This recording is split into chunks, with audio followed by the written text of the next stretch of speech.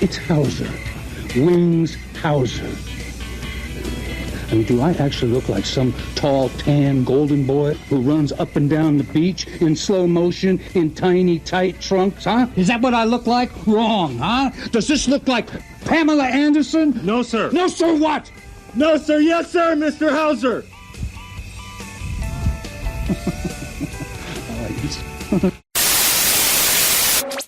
Should you drink? 6 months ago, they told me to stop, or I was dead. I stopped. Now the spirits circle around my bed and they tell me to dance. I tell them, tough guys don't dance. They answer me, keep dancing.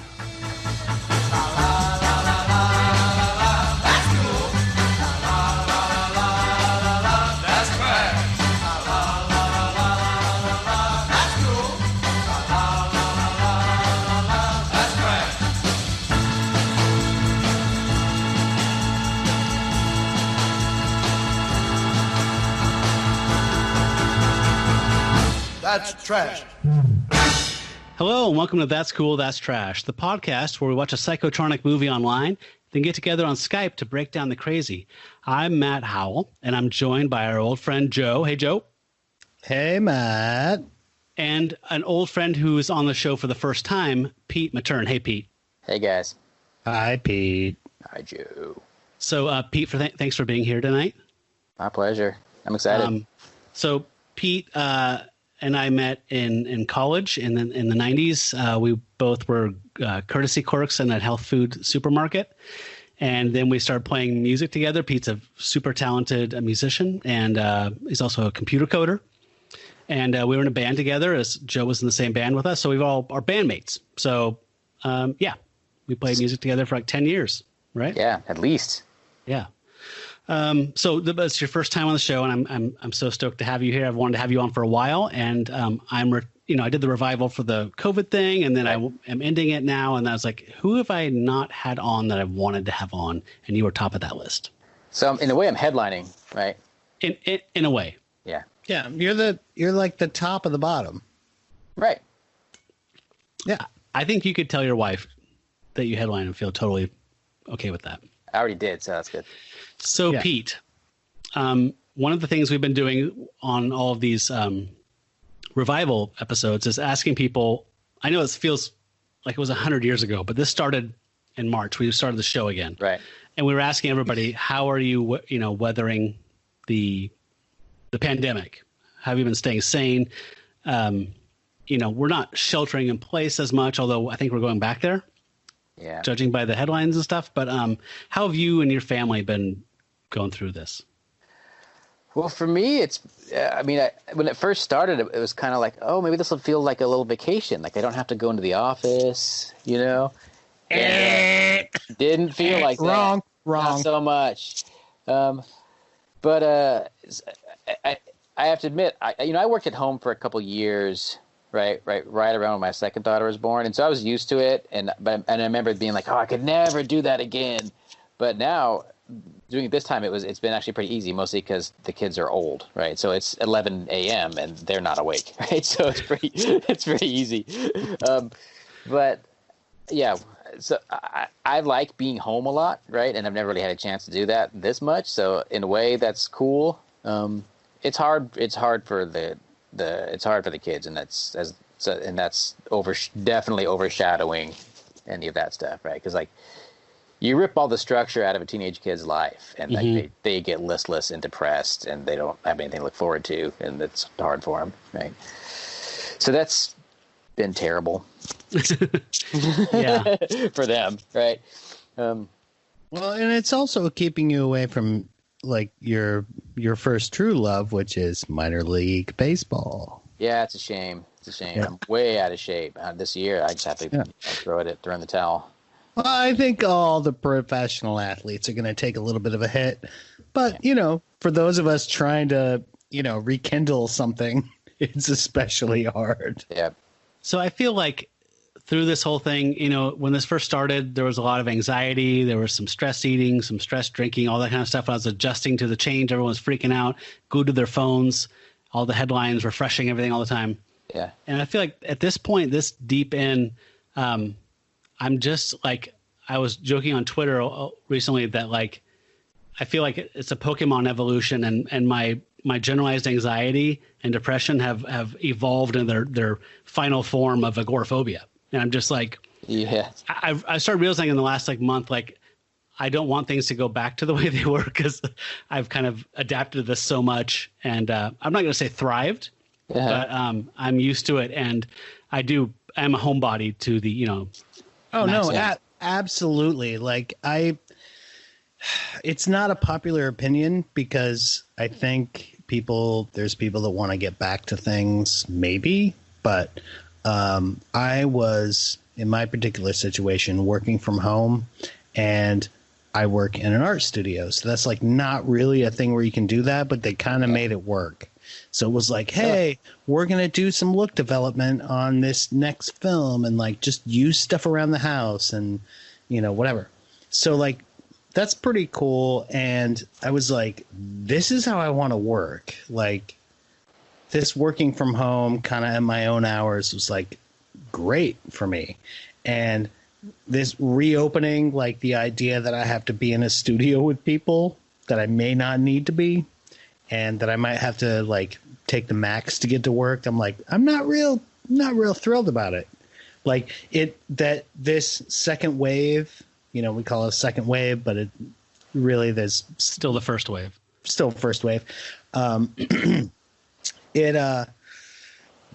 It's a second wave of anxiety.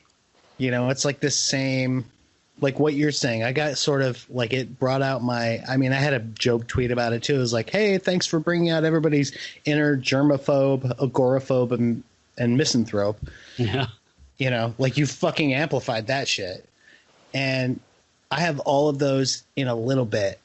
And now that this kind of like, hey, let's reopen, and then, kind of made it like, oh man, now I'm super anxious about this shit. And I go back to work. I'm supposed to go back to work in a limited capacity, but have to commute to do it, which sucks.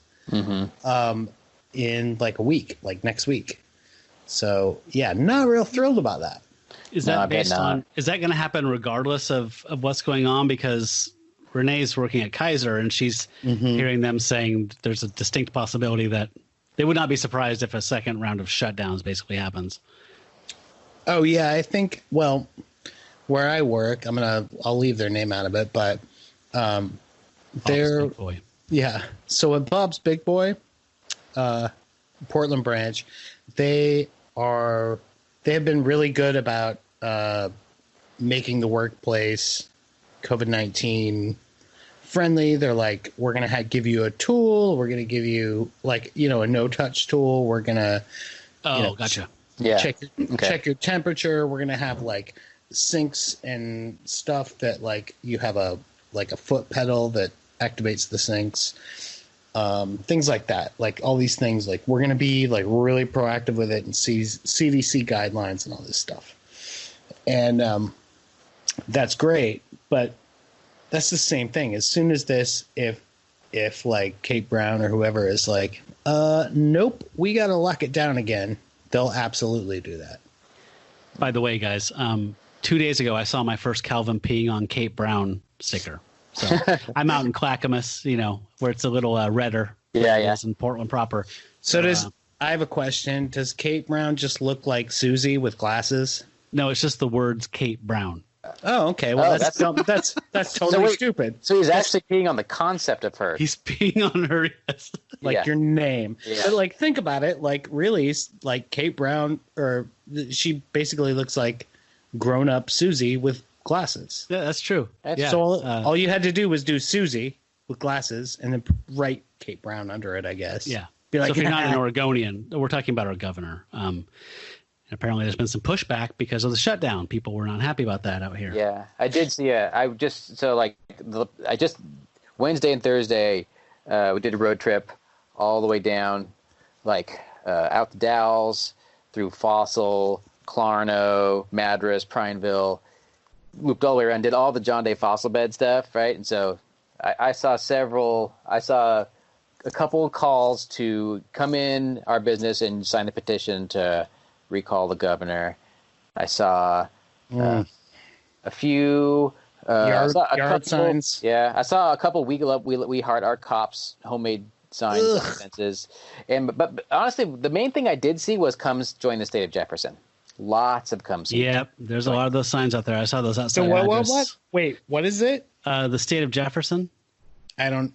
What? So you take the what was it? The 5 lower counties of Oregon and a bunch of tiny little counties, like a 20 in Northern California, and make that its own state. That's the currently proposed state of Jefferson. They want to, They want to secede. Yeah, and their capital would be like Fort Orchard or somewhere. I forget. Yeah, they're like the Basques. Yeah, they're like the Basques. Thank you. Except without any coastal region. Well, no, they'd get the southern coast of the southern coast of Oregon. Oh, that makes sense. Yeah. For my dead cuck hands. No, it makes but politically, come on, Matthew, it makes sense politically. Like, what if you're not from Oregon? What you have to understand is the red parts. What have always been the red parts from when we were in high school to now, like for as long as since George Bush has been president. What you would say is red in Oregon is East Oregon, like Pendleton, and further east, and Southern Oregon, which is like south of Eugene, so like Coos Bay, Medford, Roseburg, basically anywhere that you read about where they were like, I heard Antifa's gonna show up and fuck up some shit, so we gotta stand out here with our rifles. Well, dude, nobody's showing up to Roseburg for any reason except a fucking job. But the state's red outside of Portland and Eugene. Yeah, I mean, that's just like 3 blue counties, and then the rest of the state are totally unrepresented in the government. So I can see why they're not happy about it. Yeah, I mean, it's the same. And I can see why a shutdown is weird in a town of like 2,000 people. Yeah, right. Absolutely. Where they're like already social distancing. Yeah, Wheeler County is like, I don't care, right? Yeah. If you're in Elkton, you're like, we have like fewer. Yeah, exactly. You're like, we have like 800 people. Like, what the fuck? Fuck off. But yeah, I get it. But, I get that too. Yeah. And they were going to, I think, offer that we can make an application if you have a lower, square miles by population density thing that you can apply to do that. But anyway, that's neither here nor there. We're here for a very special purpose, you guys. This is my first Wings Hauser Month that is a threefer. Mm-hmm. This is our 3rd annual year of celebrating the filmography of Wings Hauser, but we've never done 3 films in 1 month. So, and this is also ending the revival because I'm retiring the show for the foreseeable future. Okay, we'll talk about that. We can talk about that, Joe. Maybe at the end. Pete, I just wondered, like, you kind of wandered into this whole thing. Yeah. What is your awareness of Wings Hauser and his brilliance and awesomeness? So I only knew him through you. I only knew him through the existence of Wings Hauser Month, right? Oh, okay. And so then I was like, do I watch the movie cold or do I learn something about him beforehand? And so I watched it cold because I thought that was a purer way to do it. You know what I mean? Agreed. Yeah.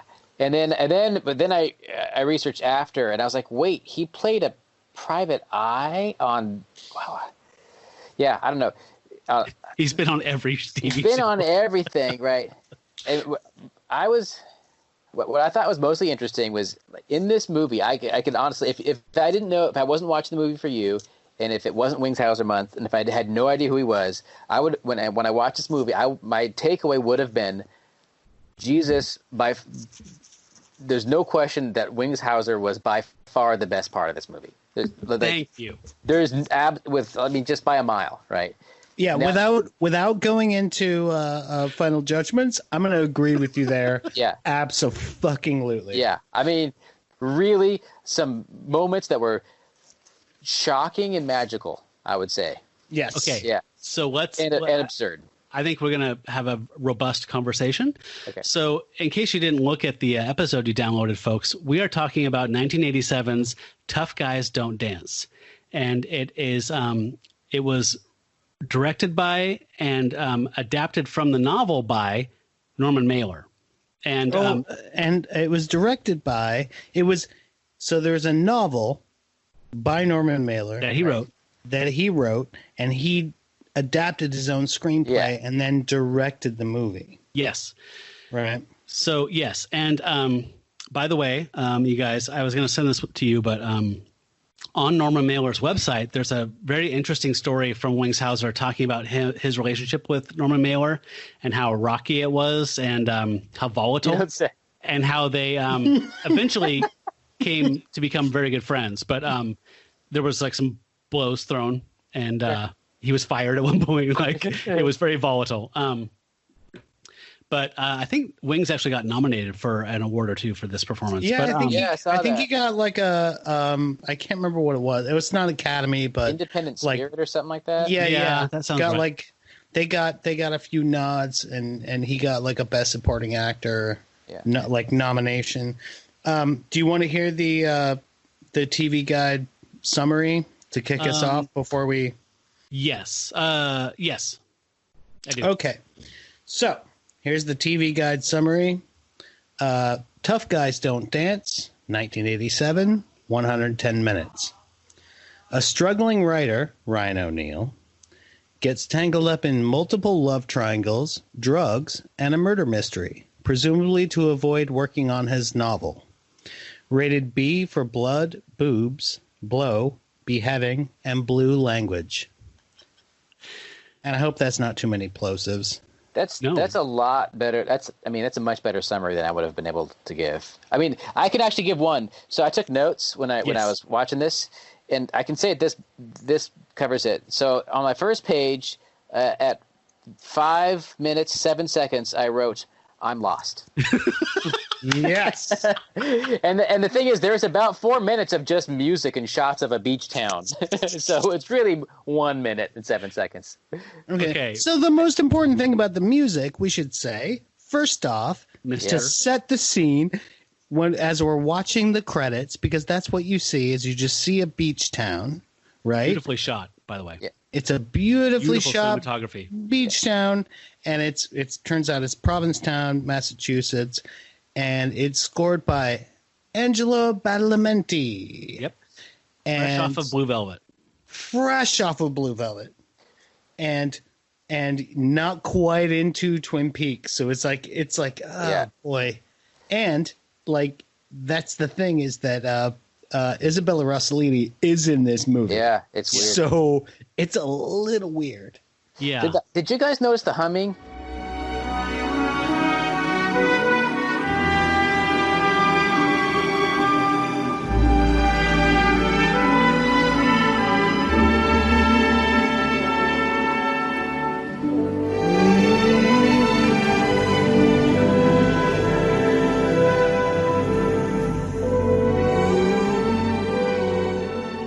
So in the opening, yes, and I was like, wait, is someone? Yes. Was that like someone in the editing room? There was like a hot mic somewhere. No, it's like an Oscar Peterson record or whatever, right? Is he the guy that always? No. It's like a oh shit. It's like Thelonious Monk or Glenn Gould or something, where you're like, oh, you can hear him kind of doing the thing as he's doing it. Oh, you're talking about Keith Jarrett? No. Okay, well, but he kind of does it too. He does. Yeah, but I don't want to talk about the end yet. But yes, the end music, which is a wild choice for the end of this film, you can hear humming over the whole thing into the credits, and I was like, is that intentional? No. Matt, that happens in the beginning. It does. I know. Bookends the movie. So it's intentional, right? Yeah. Yes. Sure. It's like whatever. It's like the fucking Little Drummer Boy or whatever the fuck it is. It's like I can't remember what it is. It's like a famous piece of music, but it's like ba, ba, ba, and it's like this kind of sort of militaristic, patriotic thing, and it's like, and he's like, like a guy singing along with it. It's a weird choice. It's a very weird choice because it's like the opening piece was the same as the closing piece. Oh, was it? I didn't know. I didn't notice if it was or not. Well, it had felt like a different day, honestly, by the time the closing music came on. Well, I'm referring to. I don't think we're talking about the same thing, because after the opening credits, as the first scene starts, there's some music that I believe is composed by Badalamenti. That is very like Bernard Herrmann, like kind of psycho-ish. Yeah.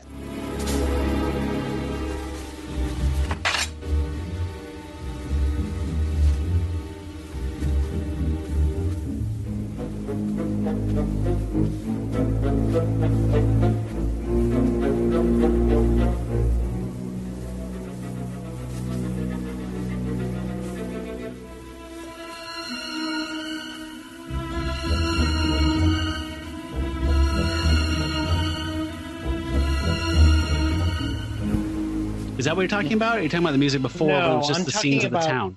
There's the scene when they're setting the scene of the town. Yeah. And there's a thing that's kind of a militaristic rumpapum fucking thing. Yeah, it's a I know well-known what you're talking scene. about. I It's can't the remember what it is. fucking. Yeah. It's the same thing that they use at the end, but you forget because they go back and forth in the movie so much that you're like, oh right, that was the beginning, because they kind of it, and it's weird because it's a little bit like what's that fucking movie that was a big flop? Everybody fucking Ishtar. Guys Don't Dance? Heaven's Gate. Oh. It's a bit like that. Like it feels like that. Except Okay. So anyway. one thing we need to address here is that this is not, well, you can find this very cheaply. You can get this with 3 other neo-noir kind of erotic thrillers on Amazon for $5. And it includes the film The Hot Spot with Don Johnson, which is an awesome neo-noir film. I highly recommend it if you like kind of Jim Thompson-y or like, what's his name, Charles Wilford? Or is that his name, Pete? The guy that wrote Miami Blues. Oh, no, that's oh, shit. I can't remember. Oh, Miami Blues was great, though, wasn't it? Was Yeah. Charles Wilford is the dog from Sesame Street that played Barkley. He wrote the Hoke Mosley books, Yeah, which were I read really like popular. 4 of those. 3 or Yeah, at least I'm 3 pretty of sure. those. Yeah. I know it's Wilford. I'm pretty sure it's Charles. Anyway, Anyway. this film you can buy cheaply online. It's on its own DVD for $10, or on that four for $5, and with a couple films I recommend. But my point being that this isn't free, which is part of our kind of creed, right? However, you can find a version of this on Daily Motion. I think if you look for Tough Guys Don't Dance full movie 1987, I think you will find it in 2 parts on Daily Motion. So if you're feeling extremely cheap, you can watch it there for free. However, it can be cheaply gotten, is my point. Mm-hmm. So my other point is that this is not like most of the stuff we do on the show, because most of the stuff we do is Drek in the sense of low production values or auteur ego vanity projects. Right. Where this was it's produced by Golan Globus, right? So, I mean, it's not big, but it was a rather large release on a lot of screens when it came out, and it tanked hard, and I think it disappeared in like 2 weeks. But it had wide release, and it was prestige compared to other stuff we talk about on this show. I think it cost like $4 million to make, and it made back like $800,000. Doesn't surprise me at all. So yeah, it was like a flop by any standard. Even though it got some it got mostly panned, but it got some reviews that were, I think, more generous maybe than it deserves because of the kind of mailer clout. Yeah, right. Which I wonder what the clout was, what the clout level was post release. Well, okay, Right? good point. Okay. So as Joe said, this has Ryan O'Neal and Isabella Rossellini. So there's 2 towers, of talent there in this film. I'm basing the Ryan O'Neal thing on Paper Moon. So that's like the only good thing I know him for. So he's really talented in my mind. Because can I say something about Ryan O'Neal? Because I did I'm not a huge fan of his. I know a few things, fine, but right? so So Ryan O'Neal, for those who don't know, he started as an actor in Peyton Place, which is a soap opera on television, and then he started doing films. And it was sort of a lot of critics' idea that he maybe didn't have the chops to pull it off in film, which we see that all the time, like TV actors, and they're like, maybe you can't quite pull it off on the big screen. But having said that, Ryan O'Neal has, like, when he's playing kind of a sort of a bland character like this, he can do a lot. Like, I don't know why you can't see the film Driver. I tried to look it up. I've seen it in its entirety. There's a film that came out in, I don't know, 73, something like that, called The Driver. It's the inspiration for Drive, and also Baby Driver. Yeah. And I had seen it before either of those films came out, but it was directed by Walter Hill. And it's phenomenal. Like, it's about a guy who's a heist driver who's played by Ryan O'Neal, and it's fantastic. But it's one of the films that Ryan O'Neal, like, he's like, Walter Hill. There's like The Thief of something. I can't remember the name of it, but he's like, yeah, I wish I hadn't done these pictures, and like he writes that off as like, I wish I hadn't done that, which is crazy to me. So yeah, he comes off great in that thing. And he comes off okay in this movie, honestly. Like, he's not the worst thing in Tough Guys Don't Dance. Well, the thing that I noticed is that it takes a special actor to be able to get through scenes with that accent that the woman had, which was more speech impediment than accent, right? Yes. And like he didn't break. I mean, I'm sure the blooper reel was amazing, but like, they got scenes out of him, right, where he was looking at her and listening to those words and responding and not leaving. I want to talk about the accents. There's an endurance element. Absolutely, Pete, you're absolutely right, because so my wife and I were watching this, and we were like, holy fuck. Yeah. So there are community theater level of Southern accents, and I do declare, blah, blah, blah. And then like, to where it was like, it became like garbage mouth, like didn't make any sense. It was like, I don't know what you said. That's not like. I think all the drinking Ryan O'Neal does on screen is real. And all the cocaine everyone does is very real. Yeah. To counteract the drinking. This has a massive coke film on it to me. Like, just, it feels like everyone was drinking heavily and doing coke, and just like Norman Mailer's like, all right, guys, let's try this. So it's basically like Caddyshack. It's the same set.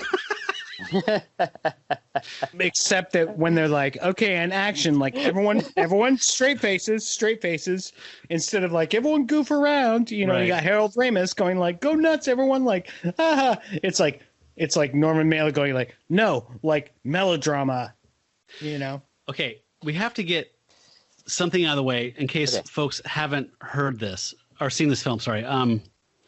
So the most famous thing in this movie. Okay, so there's that, but like, we're going to need to do at least a very broad shotgun synopsis, which is so hard for this movie. Oh my God. Because so many flashbacks within flashbacks. This often referenced in reviews of this film is The Big Sleep, which is famously not in quality, but in the famously like confusing, where I believe that I'm trying to think who was tasked with writing the screenplay of The Big Sleep. I have no idea. It wasn't Faulkner. It was Capote. It was something like that. But like they went to Chandler and said, "Hey, by the way, is this character doing this or this?" And he's like, "I don't know." And then they realized like he was more into the characters and the vibe of the writing than he was the plot. Because the plot of The Big Sleep, I just listened to this book on tape 2 months ago. It's fucking confusing. It is It is. And The Big Lebowski is a famous nod to the confusing unimportance of plot and a noirish detective, thing, but all through comedy. Yeah. This, I don't know if Mailer was intending to be confusing, but this is, like you said, flashbacks within flashbacks. Someone doing a flashback is telling you something they couldn't know and prefacing it with the moment that you hear the trigger being pulled, your life flashes before your eyes. And you can see things that even you weren't privy to. Right. That's how he sets that up. Yeah. I was like, that's not real. But then the thing is, the fact that doesn't happen or exist, I swallowed that by then, because honestly, there was so many things that people said in that movie that people don't say. Oh my God. That I was like, like I actually started writing them down. Like there was saying, he did this thing where he would invent sayings like, tickle my stick, or rolling around in the same honey jar. Right? Like you don't get, I mean, I guess in noir that kind of happens a little bit, but you don't really get to, if you want people to think that it's actual people actually saying things, you don't get to invent all the idioms, right? I mean, you can, like, Mork can say nanu nanu because he's from a different planet, right? Yeah. But everyone here was like a terrestrial human being saying things that were equivalent. Like, they're like, well, Pete, I've never been to New England, or the South, but I will tell you this: I don't know Norman Mailer well. I haven't read it. The only thing actually that I've read of his, front to back, is this fucking novel. So, a friend of mine, Ben, was like, "Here's a fucking Norman Mailer novel. It's whatever." Like, he wasn't like, "It's great." He's like, here you go. And I was like, all right, I'll check it out. And it's like, it's Norman Mailer, but he's doing trying to do like a hard boiled thing, So it's kind of like William Faulkner doing like his pulpy, Sanctuary. Sanctuary. Yeah. Right. Yep. It's kind of like that. It's like, here's my cheap cash in. And also like, it's a genre novel. So I read it and I was like, it was not terrible, but it was also completely forgettable. And I will tell you the one thing I remember about it, and they kept it in the movie. And it was, the main character was talking about another character, and he said he seems like the kind of guy who washes his hands after having sex. Or in the movie they kept it because Norman Mailer was like, you got to keep that line. He's like, oh well, he's the kind of guy who like seems like he's washed his hands after making love, but I don't know about being a swish, And so, and this is a good point to maybe say, Norman Mailer wrote this screenplay, yes, but who's thanked in the special thanks? Robert Towne. Really? Yes. Oh, you don't know this? Okay. Robert Towne, famous screenwriter of Chinatown, The Last Detail, Mission Impossible 1 and 2, a famous script doctor around town, a ton of shit. He is in the special thanks, and that made me look it up. And it's like, he script doctored this. Wow. And that's weird to me because I'm trying to picture a guy like Norman Mailer who's like, fuck no, that stays in. And a guy like Robert Towne going, what if we say it this way? Isn't that weird? Like, because no, it actually makes sense. He probably asked for lots of advice and ignored all of it. Yeah, but Robert Towne came in to make it make sense. And that's the thing that makes it crazy. Is like, I get it. I've seen Chinatown like a million times and I love it, but it's confusing. But that's what noir is modern noir is supposed to be. So he took Chinatown, which was 1974, and it was set in the fucking 30s. And he was like, but what if I set it modern and made it Coke and made it not interesting and made it like just as so it feels like Norman Mailer's thing was either to make fun of it the way that David Lynch was sort of lampooning soap opera stuff with Twin Peaks, or, and that's being generous, or he's like, oh well, I'm doing a hard boiled thing, so what's noir? Being all tied up and confusing. And it's sort of like what you're saying with the Big Sleep thing. Like if everyone can't really untangle it, then that's noir. It's like, well, no, actually, it's not. I hate that when I come out of a story like that and I go, wait a minute, what was this guy's end game though? If he killed that cop, what was he going to do? Okay, you know. Anyway. So, yep. One thing we need to address is why I picked this, because I didn't just pick it because of Wings Hauser. If you go to YouTube and search the term "worst line read ever," you will find a scene that has Ryan O'Neal on a beach reading a letter from Isabella Rossellini. And his reaction to the terrible news he receives from this letter is considered like why this film is notorious. I wrote it down. Can we just play that, because I think we need to get out of the way. It's kind of the elephant in the room. My husband is having an affair with your wife. I don't think we should talk about it. Unless you're prepared to kill them. Oh, man. Oh, God. Oh, man. Oh, God. Oh, man.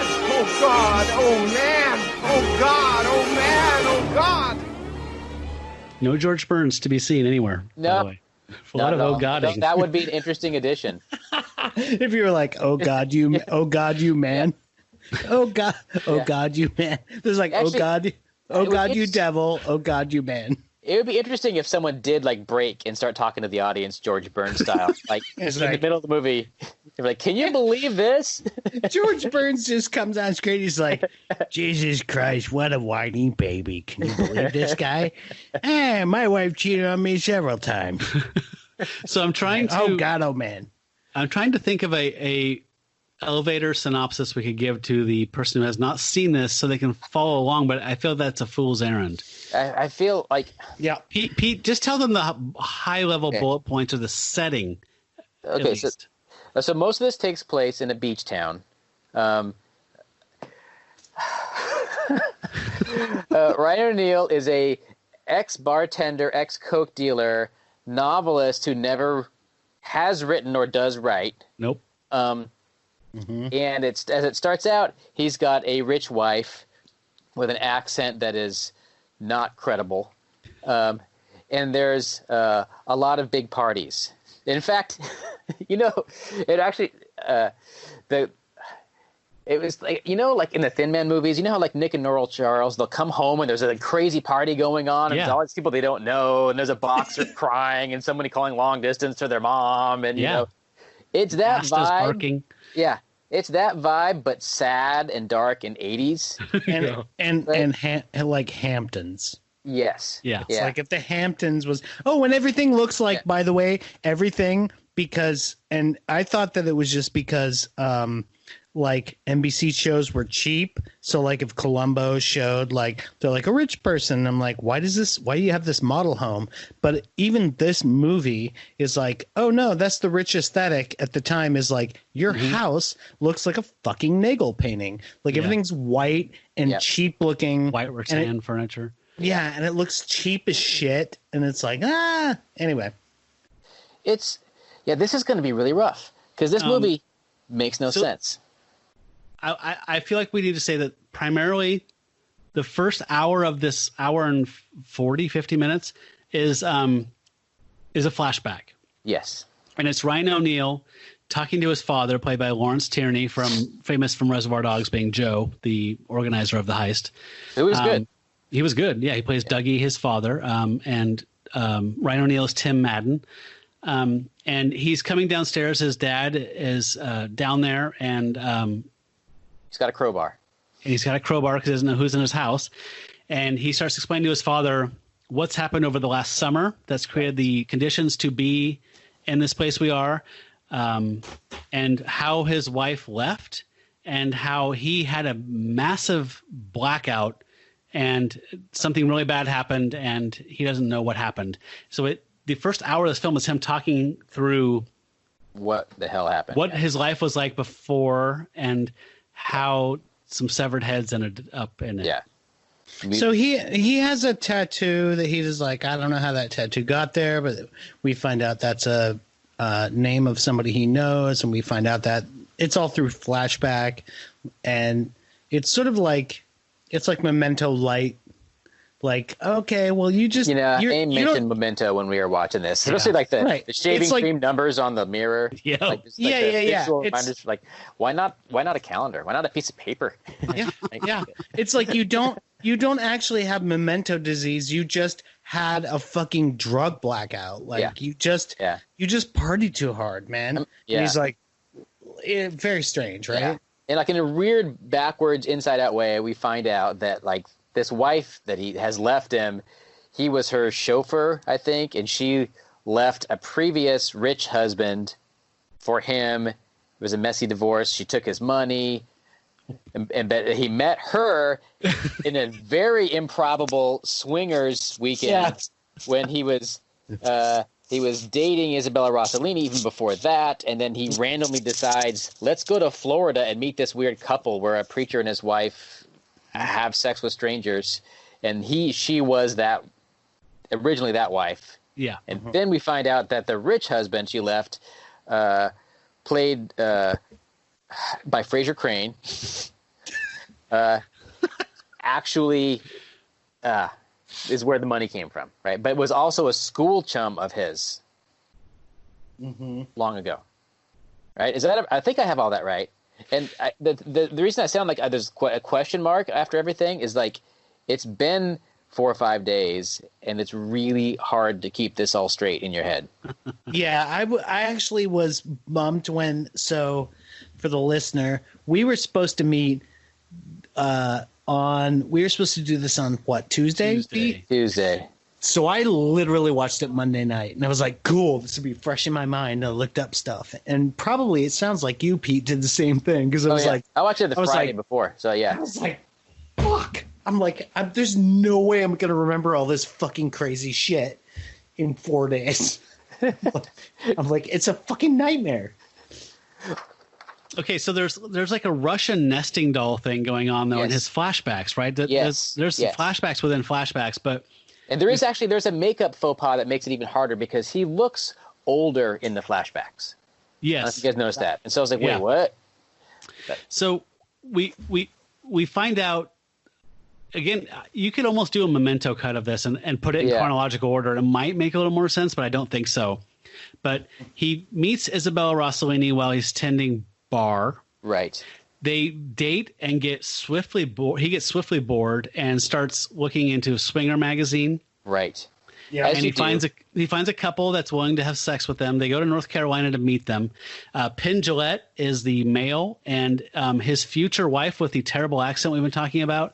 Comedy Central. What is her name? Something Earlene. Patty Lorraine. It was Patty Earlene, but because when he met her, she was white trash married to a preacher. Right. And then they have a night of swinger sex, and apparently it's so good, even though it's terrible. She basically says the next day after they attend church, I'm going to marry a rich guy. I'm going to become a stewardess and marry a rich guy and divorce him and get all his money and then support you as a writer. Right. Because of last night. Which makes no sense. No. And I mean, Isabella Rossellini's pissed. They start fighting on the way home because of the swinging. They get into a terrible car crash. She loses a baby. She just loses the ability to have children. They break up. What doesn't make sense is he immediately literally in the hospital room gives her coke. And then he's in prison. And then she says, you're going to screw this up. And I think we missed a scene there. I think it got cut where he's doing a deal and he ends up in jail for dealing coke. Right.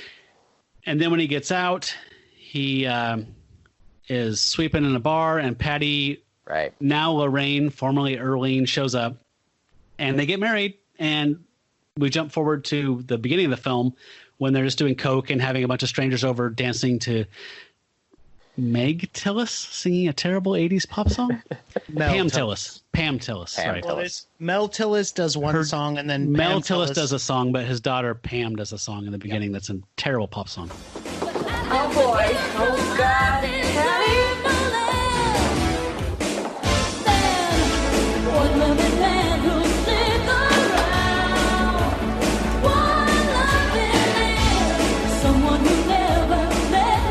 Great party. Pipe it down. Oh, hey, I'm back So that happens. And then we meet Francis Fisher. I don't even know how to talk about this fucking movie, man.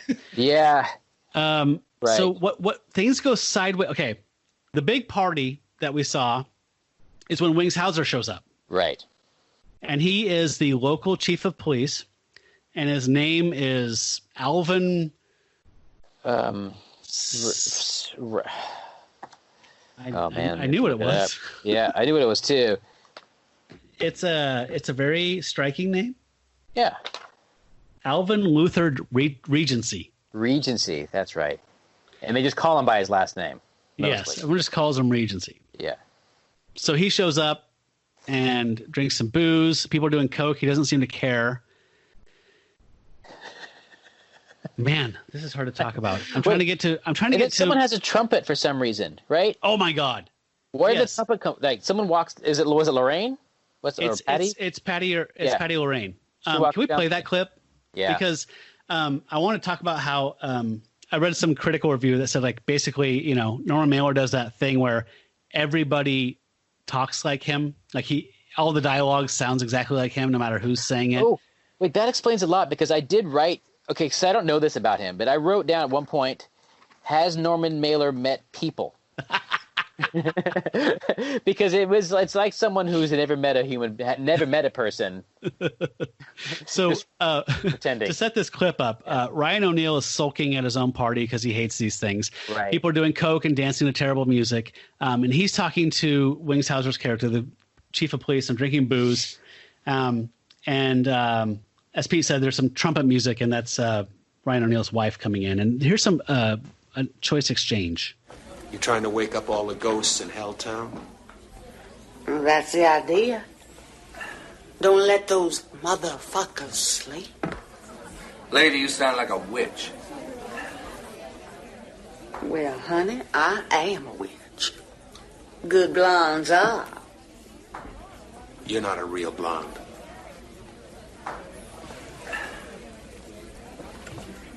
My pussy hair was bright gold in high school. Until I went out and scorched it with the football team. This film is comprised of exchanges like that. It is stitched together in Frankenstein manner of the most improbable, bizarre, like showy. Right? Like, I mean, like, It feels to me like when you watch a Kevin Smith movie or a Tarantino film and it's like, oh, God, he really was excited about putting that line in there. Yeah. It just stands out like a turd in a punch bowl. It really does. The whole film is made of dialogue like that. Yeah, the whole film was made of dialogue like that, where it's like he had an idea for a line, right? I think, and it actually is a good quote because it exemplifies both the fact that it's not a very believable thing for someone to say, the fact that it makes no sense, and that it's just kind of icky. Yeah. Right? There's a lot of stuff where you're just like, ick. Like, what? Like, what's the motivation behind that? Hard to say. So, listeners, we just lost Joe. We've had some repeated technical issues, and Joe just bowed out and said, go on without me, which is unfortunate because Joe actually read the book that Mailer wrote before he wrote the screenplay, and I had a ton of questions for him, but we're going to press on in ignorance, which is like kind of my specialty. So Pete, you've never read any Mailer or any long form Mailer? No, in fact, after I watched it, I was like, have I read him? I don't think I have. So then I looked up everything. I was like, nope, I've read nothing. Okay. I've read nothing. What is your impression of him as a creative person? Not outside of this movie. Sorry. Outside of the movie, I would have. So this is from afar. Like, haven't read him, haven't talked about him, don't know anything.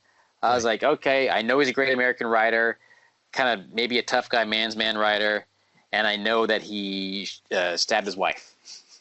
He did. Wait, what? Yep. Like killed her? Nope. Almost though.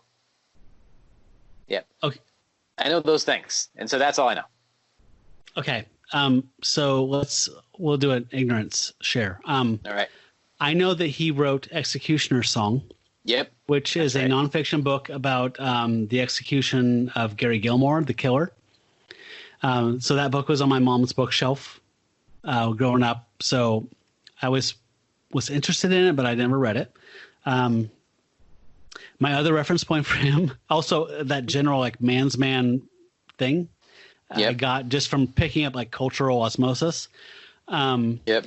And there's a reference in the Simpsons episode where it's like Mary Poppins.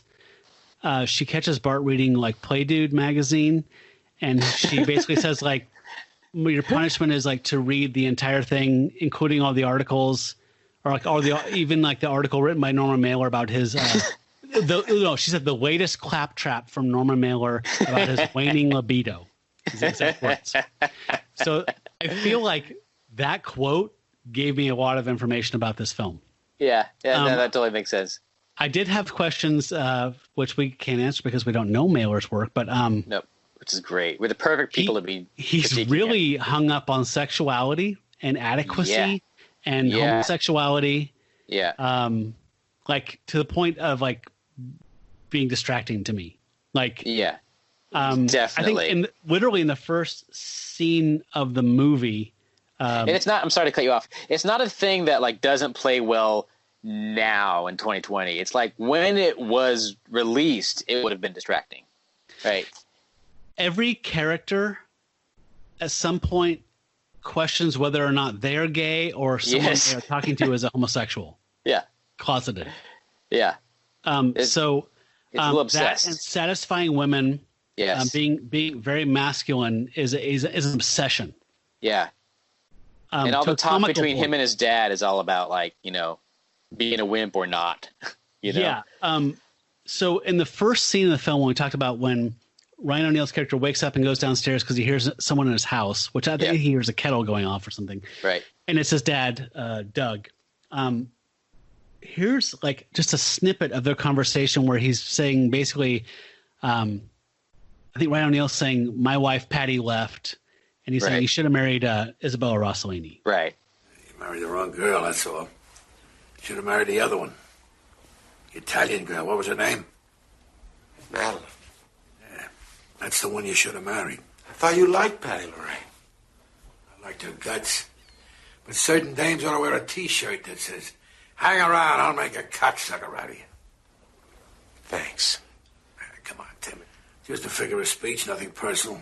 You always worried I'd turn out queer. Well, your mother was delicate. She spoiled you a lot. Yeah, I worried about you. Oh, I did my 3 years in the slammer stand, and nobody made me a punk. Good for you. I didn't want to ask. Yeah, so I watched this with my daughter. So she's like, I don't understand. What's a punk? And I was like, you know what? Let's just keep watching the movie. In this instance, punk apparently means someone sodomized in prison. Yeah. Yeah. So literally, that's the opening scene of this film after the credits. And so it was as out of context for us watching as it is for someone listening now, right? Yes. And that fixation on being gay or being perceived as gay runs throughout the entire film as far as I can tell. Yeah. And so does the obsession of fixation on pleasuring women. Yeah. And there's a lot of like dudes taking other dudes, ladies, Yeah. So he and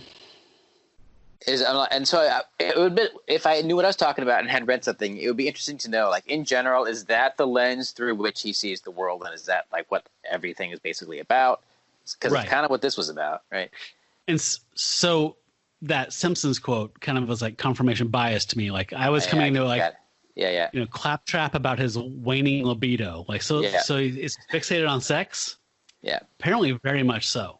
Also, claptrap's great. Great word.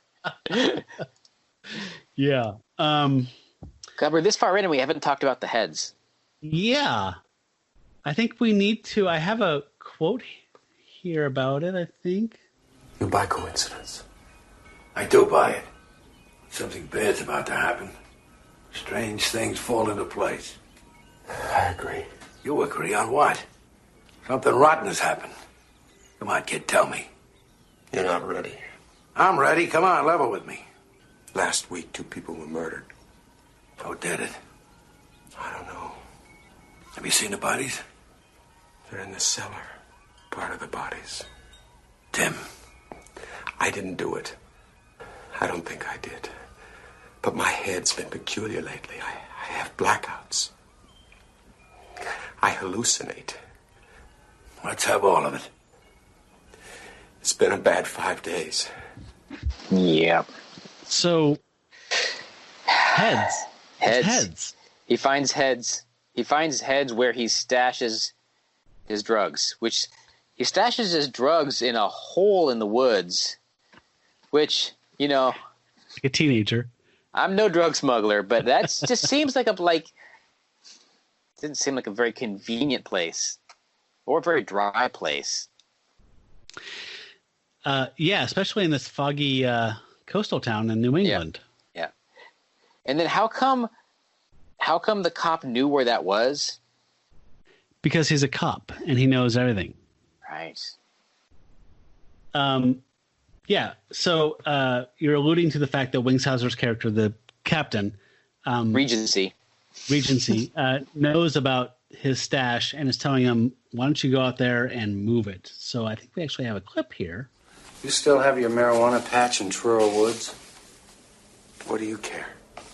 I don't. You know me. I like marijuana. I like your homegrown. Puts feathers on my ass. Godly stuff. You ought to be on TV. I could reach a good many people.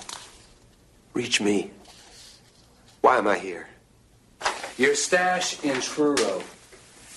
I don't keep anything in Truro. Kidding is kidding. I am talking about where you keep your grass. All right. Why are we talking about that? I can't tell you everything. So this is really where the air quotes plot begins, because the chief of police he met at that wild party has called him in. What you don't know at this point, listener, is that Tim has gone to the local bar called the Widow's Walk and met a porn star and her doting husband from the West Coast. And he proceeded to take them somewhere, and they did some cocaine. And he said, "I could fuck your wife in front of you." And he does. And the guy is weeping and crying while he watches his wife being porked by this guy. And he wakes up in the morning, blackout drunk with a new tattoo and a bloody denim jacket in the front of his truck. Yeah. And then he gets a call from the captain to come in and talk to him. And that's what you heard about. So the stash is a major plot point. Yeah, he goes back to it a couple times, doesn't he?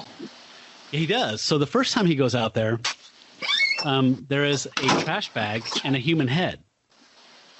And he tears the bag open and sees blonde hair, and he kind of freaks out and just runs. Right. And so he doesn't know if that's the porn star that he had sex with the night before or his wife. And he doesn't remember anything from like a day or two ago. So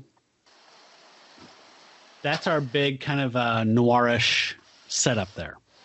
From here, it just kind of explodes into a bunch of bizarre subplots and cascading flashbacks, right? I mean, yeah. I mean, you're definitely not super interested in what happened.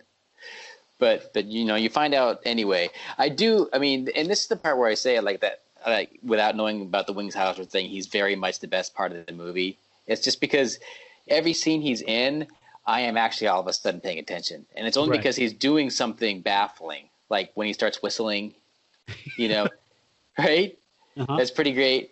And you know, I won't talk about the head injury part till the end, because that was I felt, I don't know.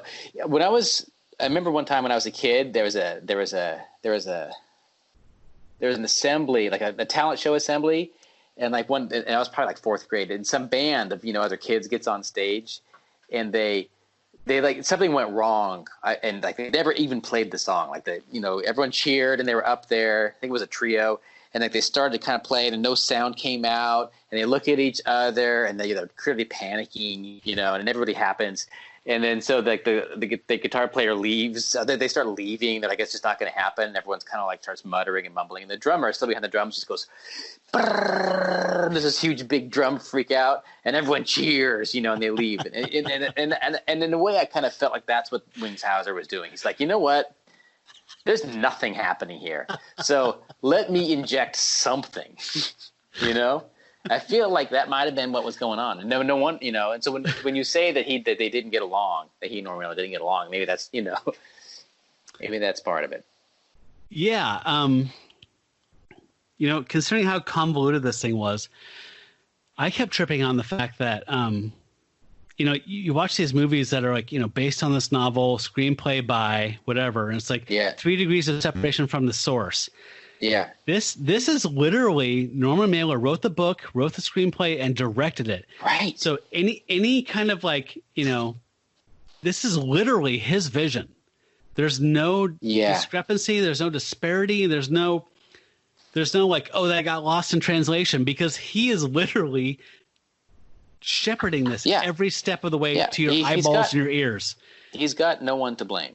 So the fact that it makes no fucking sense is bizarre to me. And the fact that, like, I mean, I guess the 10-ear thing, I guess I kind of get that, the 10-ear for dialogue. Like, like, in my opinion, like, I've talked about this on the show a bit, but like, I can't stand reading Stephen King books. Like, I like his short stories because it's concise and it's whatever, but like, his novels are tedious, and his character development and his dialogue is just atrocious to me. And it just reeks of like this self-awareness and this clunkiness. So like this whole film, like we were saying earlier, it's like just comprised of bad dialogue. Yeah. Which to me kind of elevates it to a surreal kind of stratosphere of weirdness. Like, can we just play? We talked about this briefly in the past, but like, during the flashback, when he's talking about how he met Isabella Rossellini and Madeline, and she was his true love, and then immediately they jump forward to them being bored and him wanting to swing. Right. Here's how he brings up the concept of swinging to his girlfriend. Listen to this. I saw something in Screw magazine, in the personals.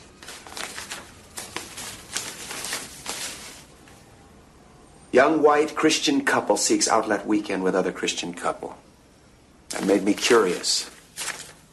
And let me guess, you wrote them a letter. Here's how they look.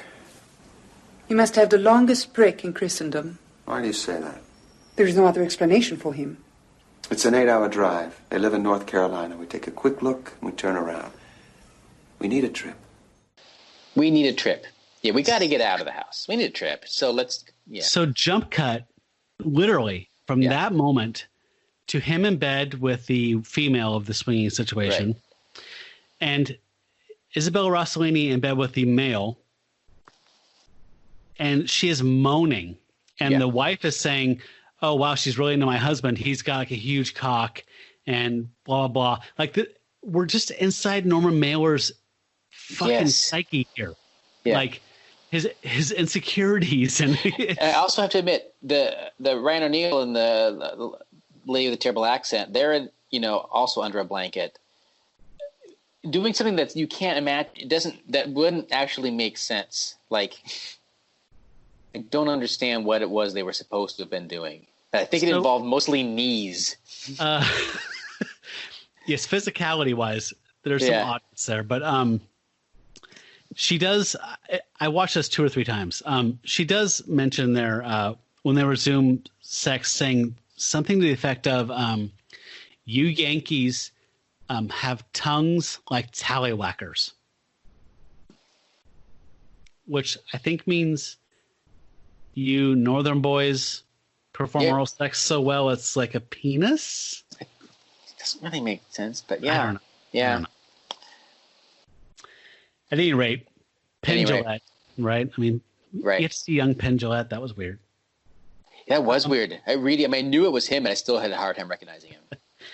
Can I play you So this is Patty when she's poor white trash. Okay. So she has this arc where she marries up to a rich guy named Wardley Meeks III, and then she marries Ryan O'Neal's character, Tim Madden, but she's Southern, and at this point, her accent is so bizarre to me.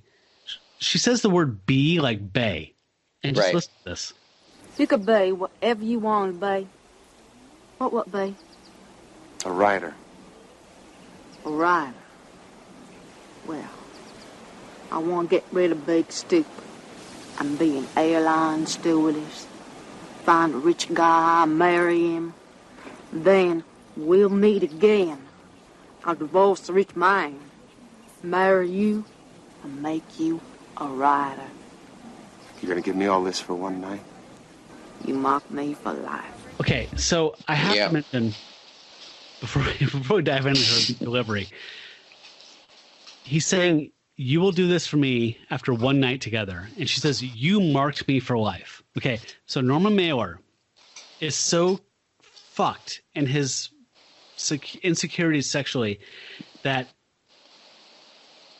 his girlfriend is being screwed by this other guy with a huge cock, and she's moaning all night long. But he has it both ways. Yeah. Also, the night they spent together, which is admittedly lesser, marked her forever. Like I couldn't wrap my head around his sexual macho shit. Yeah, it's sad. It's bizarre. And so let's talk about her accent. Yeah, I mean, Community theater, right? Yeah, like that accent should have had like its own billing. Like, so Francis Ford Coppola was powerful, involved in the production of this on a very high executive level. I saw that, like very high. Like he probably didn't see any dailies. Yes. Right? No. Right. Basically, to the point of where I believe in Wings Hauser's letter about that's posted on Mailer's website, he basically says something along the lines of like, they didn't want me on this film. Norman Mailer really wanted the gal that played Patty, like really wanted her. And so Coppola like used that as leverage to get me cast as Regency. Oh, interesting. So like he wanted, I think her name's Deborah Sundland.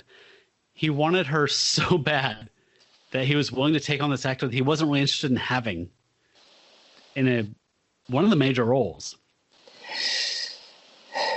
I'm not understanding why he wanted her, because we've played some clips. We heard the pussy hair scorching. And she's got a really big, long like speech towards the end, right? Yeah. And it's yeah. I mean, it was very much like I remember feeling like, oh, they gave her, they wanted her to have this moment to like shine. It was incoherent, so I can't tell you what it was about, but there is a really big long speech that she gives to Regency at one point, right there towards the end. Right. Is that when they're out there? Right. Yes. Yeah. So we haven't met much, common in film noir or neo-noir or whatever, is coincidence. Coincidence and fate loom large. Somehow, for some reason, which I don't know if is intentional, that woman who just said, "I'm going to marry a rich guy and then come back and support you," marries like basically his best friend from Exeter, his college buddy. That's coincidence, I guess. I guess so. Yeah. No, but his name is Wardley Meeks III. And if you thought her accent was something, let's meet him. I want you to comprehend me. I desire Patty Lorraine back. Why? Now, that girl is a social creature, true promise. And you have no idea how quickly she developed under my tutelage. My Patty Lorraine and I, together again, would be able to give the finest, craziest, most legendary parties this great American republic has ever seen. He's got a real cat on a hot tin roof thing going on, doesn't he? Yes, but community theater level. Right. Yeah. And by non-Southern people. Yeah. So sex is a big part of this, but did you notice that parties are really important in this. Yes. Well, there certainly are to her and to him, right? Because when she's married to Ryan O'Neal, it's all about these parties that he hates, right? So that's obviously her thing. But then the thing that keeps we haven't talked about the seance. We right? have to talk about the seance. You know, there's mystical things are injected here and there in ways that aren't really ever followed up on. And so, or validated. So I don't know if there are like things that were written out or edited out, but there's elements of the occult that do show up, right? That don't, and they are used to kind of paste over things that wouldn't normally well, how did we get from here to here? It's like, oh, well, just a vision because magic, right? A little way, like, remember like in the X-Files, how like there'd be something at the end where you're like, wait, but what? Like, how did we get there? And it's like, don't worry about it. There's a couple of those. 65% of them. Yeah. Yeah. No. I wondered too, because I've watched this multiple times now because I wanted to digest it. I don't know what the seance means. I don't either. It doesn't. I mean, she saw her own death, right? Like we saw. She did. And so did a local tough named Spider. I was super into Spider, and I forgot the other dude's name. Yeah, me too. There's two toughs, and they look like in Arrested Development, like the hot cops. Like they look like hot cops. Like I want a stripper, but I want it to look like a meth dealer. Yeah. Like, oh, I've got two guys. You're gonna love Spider and yeah. I wish I could remember the other guy's name, but they're ridiculous. I think at one point, Ryan O'Neal's character is so concerned about what they saw in the vision. So the seance happens on Halloween night. Right. And Patty Lorraine and Spider both start screaming suddenly, and they don't talk about what they saw, but they saw something horrifying. So at some point, when things go sideways, Ryan O'Neal's character goes to visit Spider and says, I want to know what you saw. I'm here to talk about the seance. Don't bring it up. That night was horrendous. Disruptive. What did you see in that seance? What your wife saw. How do you know you saw the same thing? She was screaming with me. What did you see? Patty Lorraine, dead. With her head cut off.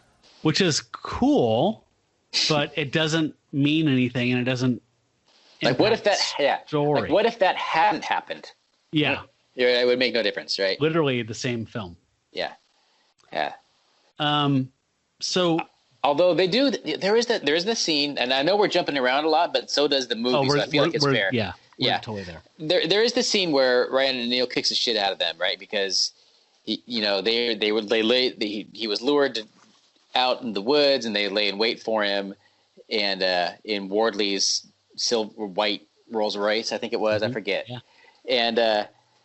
And then he beats them up. But the thing that's great about it is when he's heading there, and this is like got to be over an hour into the movie. When he's heading there, all of a sudden he's heading there with a dog.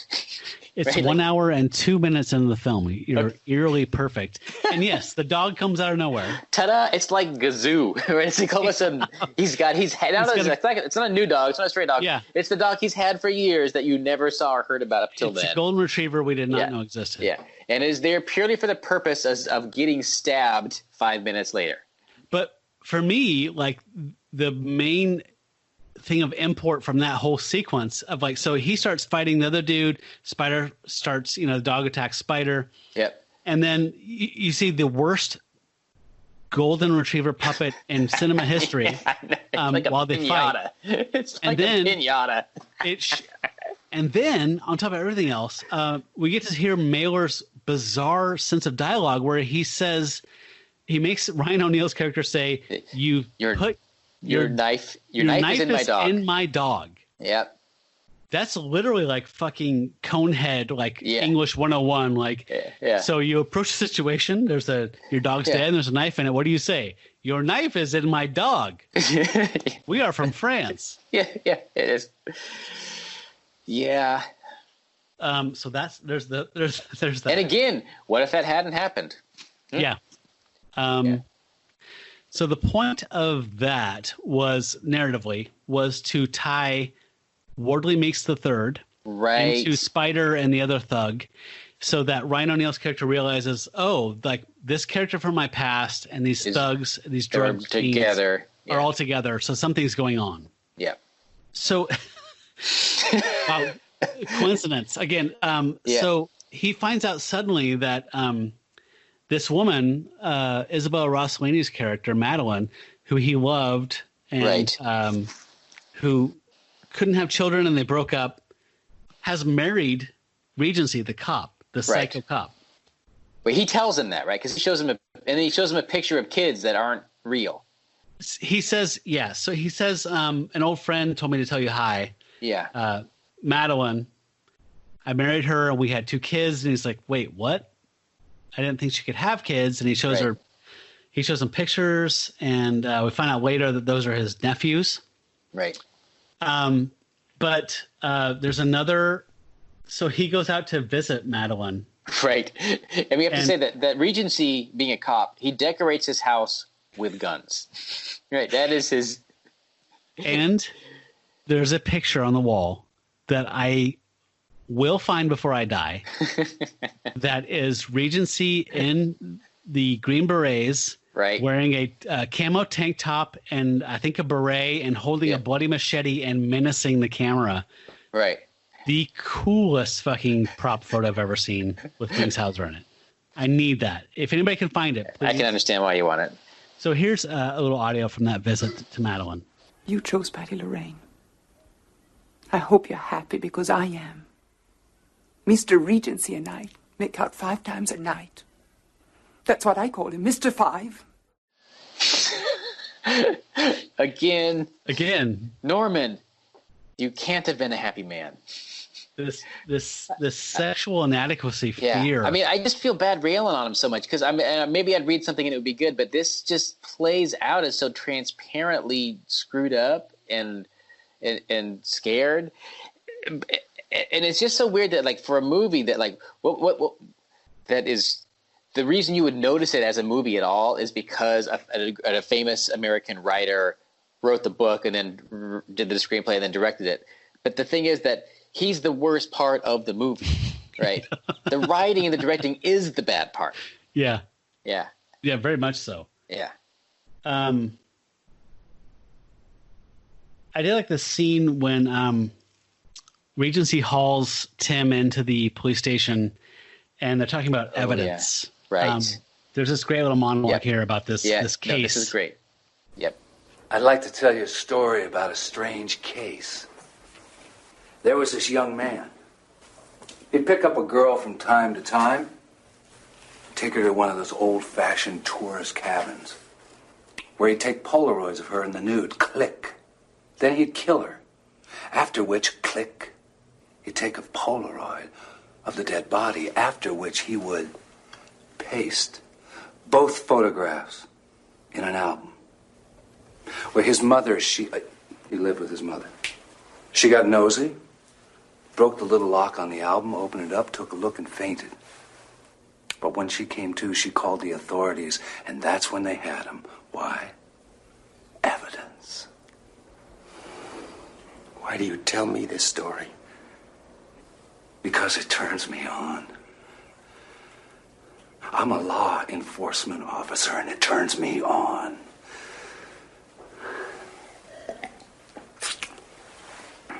Does my story turn you on? You didn't tell it well enough.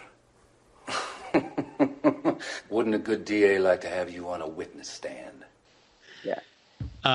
Great little scene. Yep. And that's what I mean. It's like you wake up when he's in. You know, when he's there, you do wake up and pay attention. That was amazing. I if you're interested in watching this film, at this point, I would pause it at this point and watch it, because at this we're gonna be full spoilers and all that stuff. Yeah.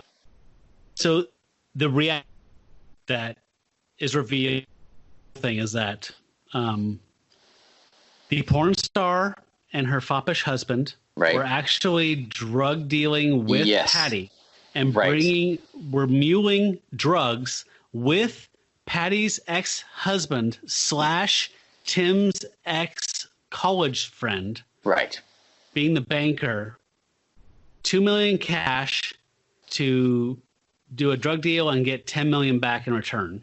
Right. So all of the heads, all of the murder, all of the nonsense, all of the shit that has happened is entirely related to these characters double-crossing one another, whatever. So Tim Madden actually hasn't done anything wrong. He blacked out and did a bunch of coke and he's not even involved in this at all. No. So we can move into the final kind of act here. Yeah. So we played a clip of Wardley Meeks III in his bizarre Southern accent. Right. Yeah. So he sounds like a cross between a Southern boy and when you get like the cliche, like popped collar 80s, like golf club villain, like, oh my God. Oh, this is here today. Okay. You need another 9-iron. There's a little bit of snaggletooth in there. Yeah, totally. He's ridiculous. So he finds Tim and takes him out to kill him along as he's confessing everything. We see all these flashbacks, flash forwards, flash sideways, nested flashbacks. And isn't that kind of explained by something like there is some explanation of like how when you're you think you're going to get killed, all of a sudden you become aware of things you wouldn't otherwise. Yeah. Like there's some weird way that it leaks into being able to show these things so Ryan O'Neal now knows them. Yes, he's holding Ryan O'Neal's character Tim at gunpoint, and he's like shooting around him like the way in old westerns you shoot people's feet and say dance. Yep. He's shooting to scare him, and at one point he shoots really close to his head and says like, "There's a moment when you die, or right before you die, when you realize everything, and you even realize things that you were not privy to by being there."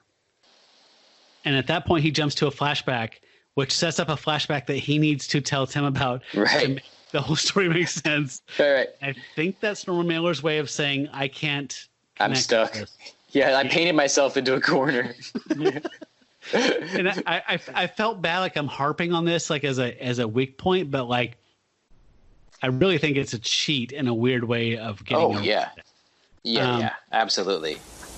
I believe it's the kind of moment where we're able to see what others have done when we weren't there. Something like that. I see such odd things when I pull a trigger. I see Lonnie and Jessica just as they were last Friday night.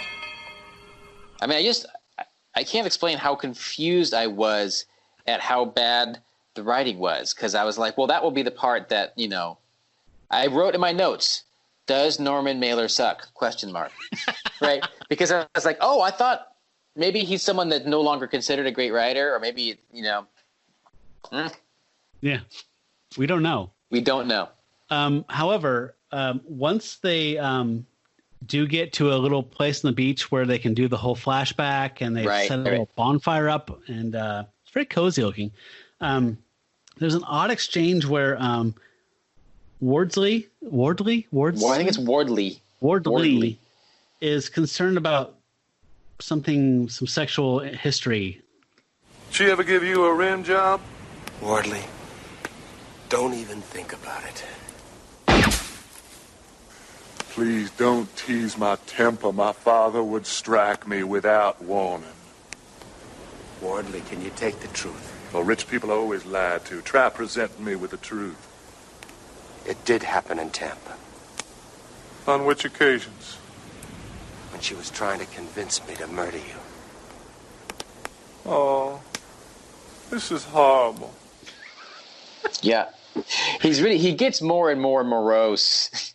Yes. As the scene goes on, right? And you have to, I mean, for me, just to picture him, he looked like, I don't think we recorded this. He very much looks like a direct cross between Fraser Crane and John Tesh. John Tesh, yeah. No, that's perfect. I mean, it's uncanny.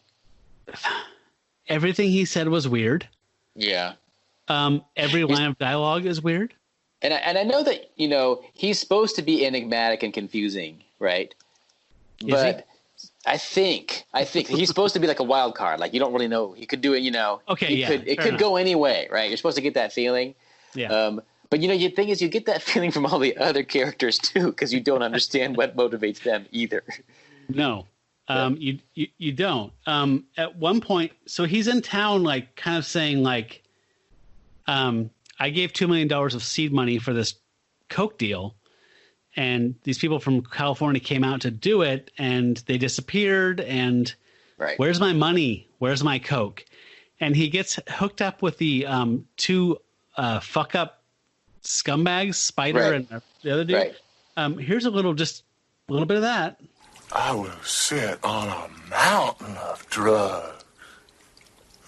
I'll be equal to a Renaissance prince. The Duke of Dixie. Lonnie is dead. Jessica is dismembered. Patty Lorraine is off on some kind of toot. And I am about to go into business with you two unspeakable sleazos. I know I am out of my mind, but I have never felt more alive. All right! Yeah! Yeah. What does one say? Is that before or after they like pulled the headless body? That's right when he's responding to seeing Jessica, the porn star's headless body pulled up out of a barrel of something white, clay water. Yeah, milk. Milk. So I just want to say again, listener, if you were confused, this is not due to us not doing a good job. This is just a bunch of noirish tropes of double crossing and passion and betrayal, done with a lot of cocaine and a lot of bad hair and terrible dialogue. Can I play just? We're getting towards the end here. We come to find out that Regency is behind all of this because he's the chief of police, former state trooper, and he's frequently alluded to as a narc. So they're basically saying like he's kind of a corrupt narc pulling the strings and making these drug deals happen. Right. So at some point, Tim figures this all out and returns to his home where his dad, Dougie, is, and Regency is there, and he's very drunk. Right. And we get to hear this kind of confrontation here. This is the final act. Man, your father's a prince. Cheers. Are we drinking to your retirement? Getting shit-faced. You're there already. I burn through this stuff faster than it burns me. You got a lot to burn. Life gives a man two balls. Use them. It's a rare day I don't bang two women. Matter of fact, I don't sleep too well unless I get that second hump in. Both sides of my nature are obliged to express themselves. Tell me, what are your two sides? The enforcer and the maniac. And who do we have the honor of addressing? You never met the maniac. Yeah. I actually like that scene. Yeah. Because they're basically saying like, there's the good guy and the bad guy, and like, which one are we talking to? Like, you haven't seen the bad guy. This is all. He's been a very bad guy. Yeah, you're getting the good guy. I thought that was charming. Yeah, I agree. Can we? We need to talk about the. Okay, so,